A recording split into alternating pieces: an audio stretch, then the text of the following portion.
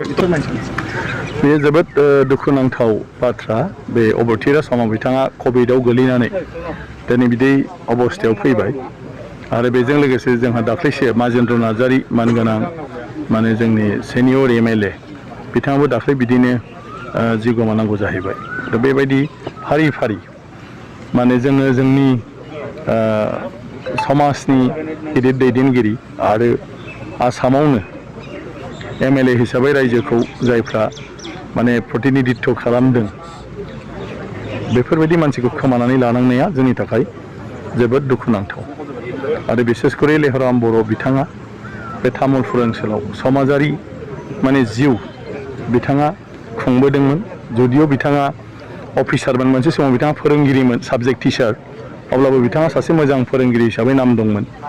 बेनि उनाव बिथाङा जेब्लानिफ्राय बिडिअ जायो अब्लाबो ओनसोलाव गाव बायहेरायाव साख्रि मावोब्लाबो समाजनि गासै बिथिं फाबा स्कुल गायसननाय मानाय बेवहाय स्कुलफोरखौ मोजाङै सालायनाय इभेन गावनो थांनानै माने क्लास खालामहैनाय बायदिसिना माने स्कुलफ्रावबो आरो बेफोराव नांगौ रोखोमनि जिखिनि सहाय नांगौ बेफोराव बिथाङा जेब्लाबो समाजजों थाफाबोदोंमोन रायजोजों थाफाबोदोंमोन बेनि अनगाबो बेवहाय बायदिसिना मिथिं दावथिं समाजनि साहित्य सभायानो जा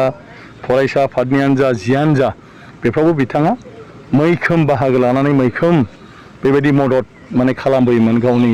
जिउआव बिलायनाङामोन बुंलायनाङामोन आरो बेफोरखौ लानानै मालाबाबो डेट गैयामोन आरो बेफोरखौ लानानै सोरजोंबा सिनायथि होनोबो बियो नाजायामोन बिथांनि जिउआनो बेबायदिमोन बिथाङा जि जायगायाव भिडिअ जानानै थाहैदों बेफोर जायगायाव बयजोंबो मोजां मोनजादों आरो बेफोर जायगायाव बिथाङा थानानै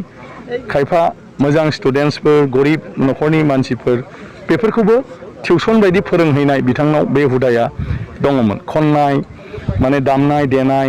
बेफोरबायदि नाटक बायदिसिना बेफ्रावबो बिथाङा मैखोमै बाहागो लायोमोन गोदोनिफ्रायनो दाबो ओंखायनो बिथांबायदि गासिबो बिथिङावनो मोनसे गुन थानाय बे सुबुंखौ दिनै खोमानानै लानायाव सासे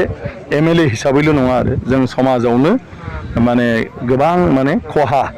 जों दिनै जानांबाय आरो